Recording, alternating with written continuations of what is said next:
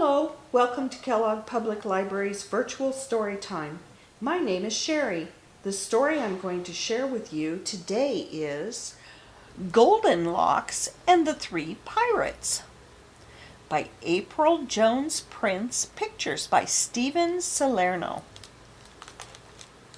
Once upon a seaworthy sloop, there lived three pirates.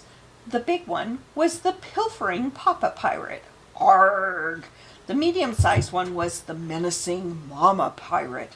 Aye! And the small one was the bonny baby pirate in training. Ahoy!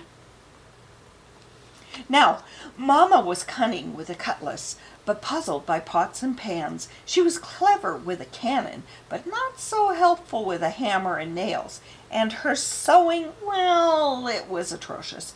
But one morning, Mama was so terribly tired of hardtack, she decided to make gruel for breakfast.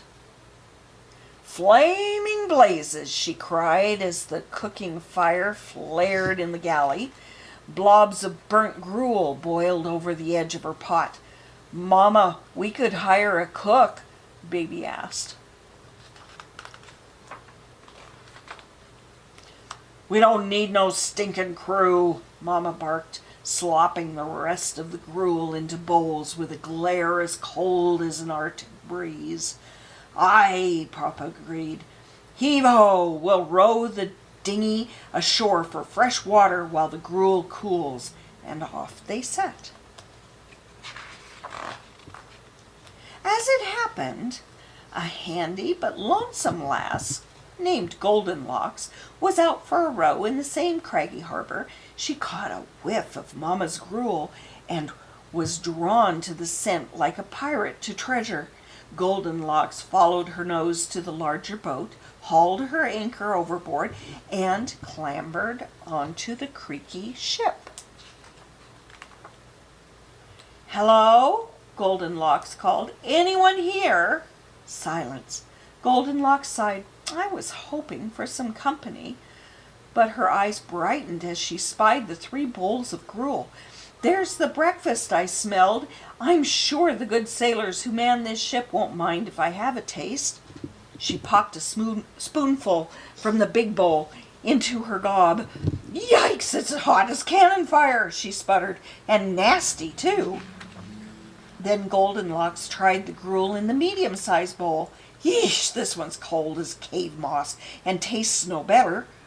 Finally, she sampled the gruel in the small bowl. "It needs something." She grabbed a tin of nutmeg and added a pinch to the bowl before tasting the gruel again.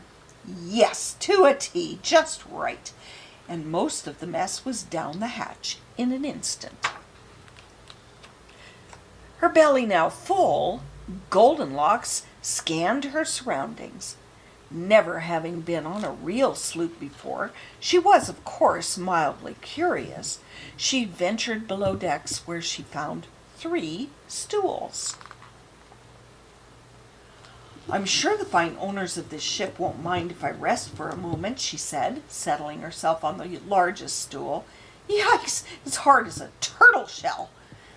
Then she tried the medium-sized stool. "Yeesh, it's soft as chicken feathers. That won't do." Finally, she sat down on the small stool. Yes, to a T, just right. But things were shipshape for only an instant before the shaky stool smashed to smithereens. "Ouch!" said Goldenlocks, rubbing her rump. "Someone ought to fix that." Finding a mallet, nails, wood, and some tar, Goldenlocks set to work. Soon the stool was sturdy as a sea chest. Next, Goldenlocks scurried starboard, where she found 3 hammocks. "Surely the kind seamen who sleep here won't mind if I take a nap after all that hammering," she said, climbing into the largest one. "Yikes, this hammock is tight as a stopper knot." Then she tried the medium-sized hammock. "Yeesh, this one's loose as a hand-me-down breeches." Finally, Goldenlocks turned to the small hammock, torn and lying on the deck like a fallen vine. "Yowza, everything needs patching up around here." With a nearby needle and thread, she sewed and stitched, and the canvas was nifty in no time. She rigged the ropes and rehung the hammock.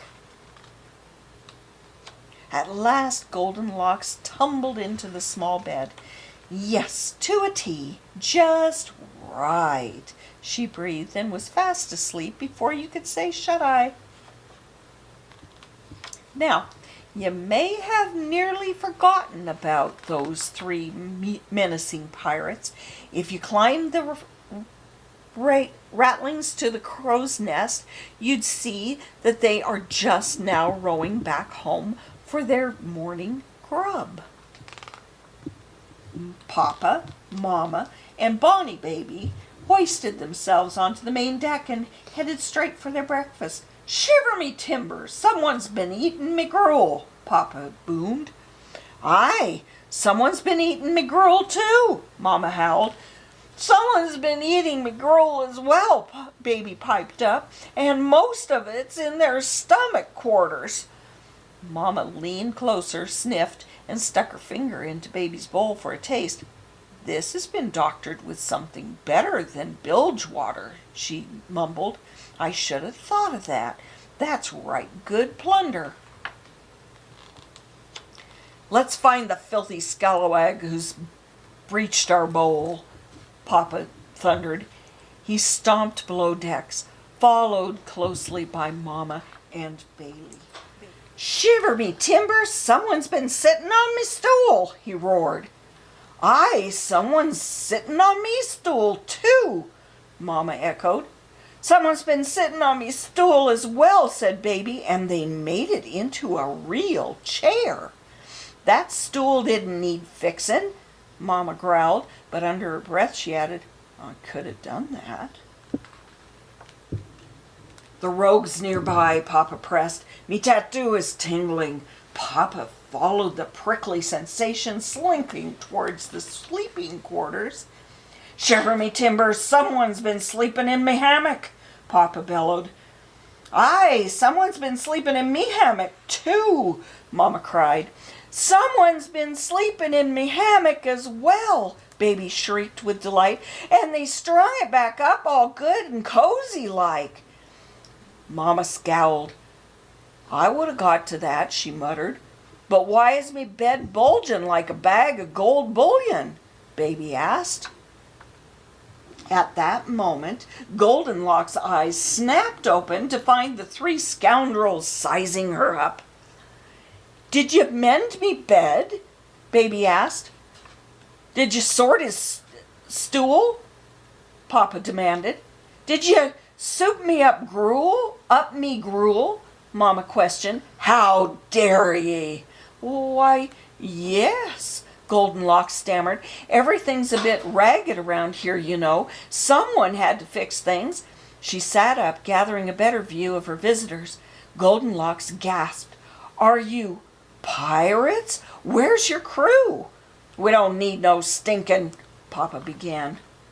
But a glimmer grew in Mama's eye. "Say, lassie," she interrupted, "you're handy to a T. Our family could do with a gal like you.